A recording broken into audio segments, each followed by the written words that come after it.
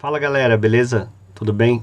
Meu nome é Rony Leite da Silva, eu sou produtor de música eletrônica e sound designer e hoje eu vou estar mostrando para vocês um pouquinho sobre a questão de formatos de plugins e aplicações para a sua DAW, né? Então eu sei que muitos trabalham em DAWs completamente diferentes.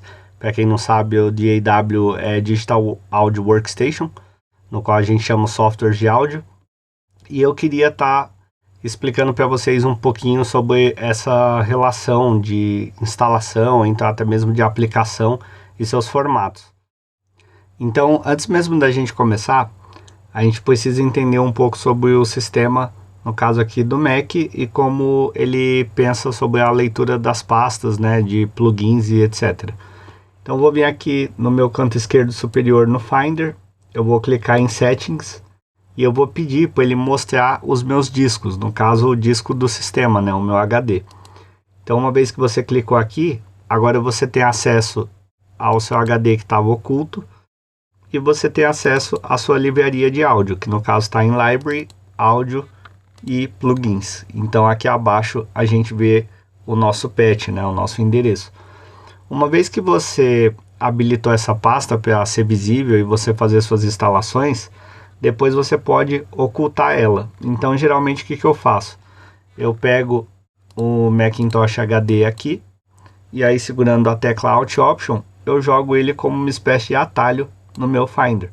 No caso aqui ele não foi porque eu já tinha criado esse atalho anteriormente. E depois, uma vez que você fez isso, agora você pode ocultar o seu Macintosh HD que aparece ali no canto direito superior, né? A gente não precisa deixar ele mais visível, uma vez que a gente tem acesso através do Finder por ele. Aqui eu estou na minha pasta Plugins e eu já começo por aqui dando uma dica interessante para todos vocês. Muitas vezes a gente tem os instaladores dos nossos plugins e às vezes a gente não tem. Uma vez que a gente não tem esses instaladores, eu particularmente gosto de deixar um atalho, aqui no caso do sistema operacional, né, do Mac, no meu Finder, na parte esquerda. Isso daqui me auxilia bastante sobre a relação de não ter que executar esse caminho toda vez, uma vez que eu quero instalar os meus plugins, né? Então, por exemplo, o caminho aqui, o path seria o Macintosh HD, Library, Audio e Plugins. Ele já está em um clique, eu posso vir aqui e já instalar o meu plugin para determinadas extensões, né, dependendo do que eu utilizo. Eu particularmente, eu utilizo o Cubase Pro 13, então geralmente esses formatos são válidos no caso de VST2 e VST3. Vamos começar entendendo um pouco sobre a relação do VST2 para o VST3. O VST, ou VST2 atualmente, ele é uma extensão que ainda assim existe a possibilidade de execução de plugins 32 bits. Então, pelo fato disso, ele acaba sendo uma linguagem um pouco mais antiga do que a VST3, que foi desenvolvida anos depois, e ele tem duas características principais, né? A diferença de VST2 para VST3. O VST3 geralmente ele é mais leve quando a gente fala de tamanho de aplicativo, de extensão do plugin, e também está associado com o desempenho ser melhorado, né? Ele trabalha de uma forma mais rápida.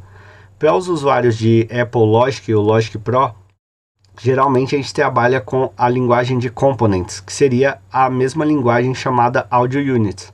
Então, quando a gente vê um determinado plugin que ele está escrito que ele tem as extensões para VST, AU ou CLAP, no caso agora que é a nova extensão para softwares que nem o Bitwing, ou então em outros formatos, a gente vê que a gente tem várias possibilidades e cada um vai estar trabalhando para o seu DAW, né, para a sua extensão preferida.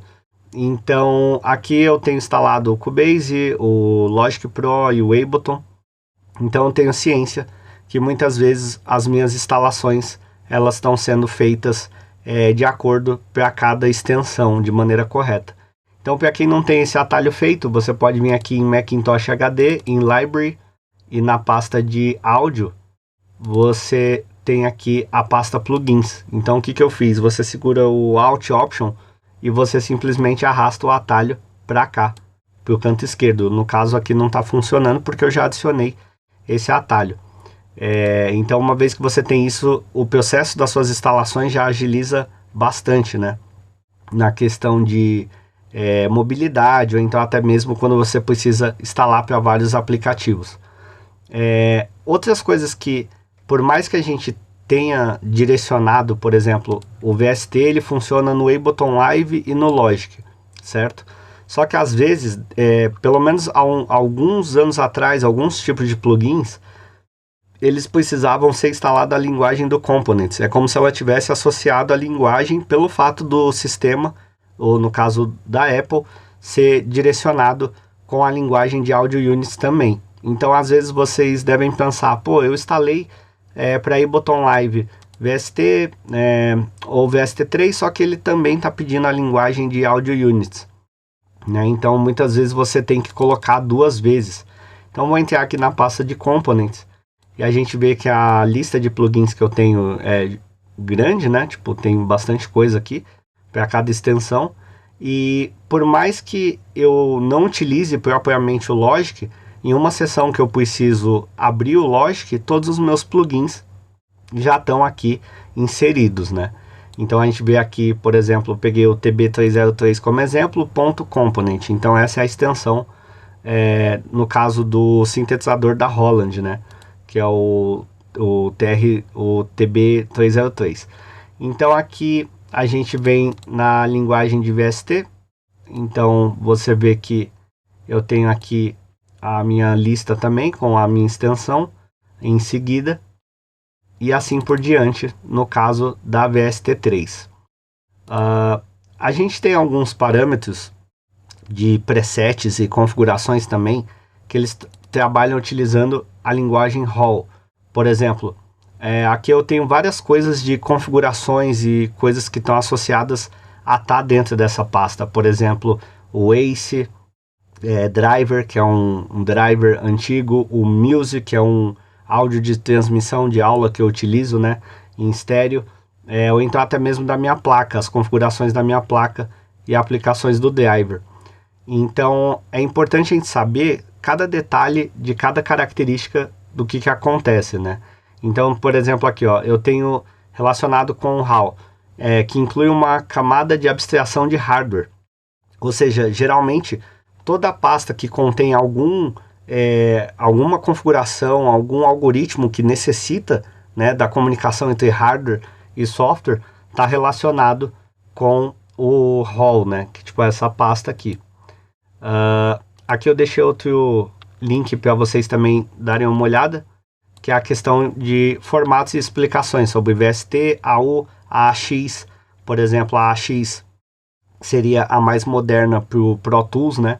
Uma vez que aquela linguagem, essa TDM, já acabou ficando um pouco para trás. Então é como se fosse o VST2 e agora o AAX, o VST3, né? A gente pode considerar isso. Então, aqui tem a explicação de cada uma delas. Vou deixar o link aqui no vídeo para vocês darem uma olhada. E é mais a questão de, tipo, como eu me organizo em relação a essas extensões. Então, eu tenho tudo instalado aqui na minha pasta de plugins. Por exemplo, alguns plugins, como o da Linformed, o Glitch, ele necessita, ou então o sintetizador, o Review Sound Spire, ele necessita que eu coloque também na minha pasta de documentos, né? No caso, os presets. Então, uma vez que você sabe disso, você já sabe que você faz a instalação do plugin através da pasta plugins, né? No caso aqui, Macintosh HD Library Audio Plugins, com o patch aqui na parte inferior. E aqui eu tenho a minha relação de presets. Vamos entrar aqui, por exemplo, na pasta do Spire, onde ele lê o banco através dos meus documentos. Então isso daqui é uma forma bem simples, bem prática de vocês estarem trabalhando e se organizando, porque eu sei que muitas pessoas ainda se perdem nesse processo de instalação de plugins, né? E como fazer e tudo mais. Então aqui eu acho que com essa explicação e esse esclarecimento, a gente acaba visando com mais clareza na hora da gente for trabalhar, ou então ter que instalar ou desinstalar algum plugin. Por exemplo, é muito comum, uma vez que eu tenho algum tipo de bug, ou então o plugin não foi compatível pelo fato dele ainda não ser 64 bits, ou então alguma coisa do tipo, eu tenho a facilidade de instalação e desinstalação. E a gente sabe que mesmo utilizando os aplicativos de instaladores ou desinstaladores, muitas vezes não remove tudo, né? Então a gente tem que ter ciência dessas subpastas, independente do sistema, ser Windows ou Mac. Então o CLEP, no caso aqui, é o novo formato para o Bitwing. Aqui você já pode ver que eu não tenho muita coisa. Uma, pelo fato de eu não ter o Bitwing, e a outra que mesmo que eu não tenha o software, o instalador, por exemplo, que nem no caso, acho que é o da FabFilter aqui, ele mesmo acabou criando dentro da pasta CLEP, por mais que eu não tenha o DAW em si, né? Tipo, o software, só que ele já supõe que se eu abrir o Bitwing, tem que funcionar os plugins da FabFilter. Então, esse vídeo é mais um esclarecimento para a gente ter uma noção melhor de como funcionam essas pastas e suas instalações.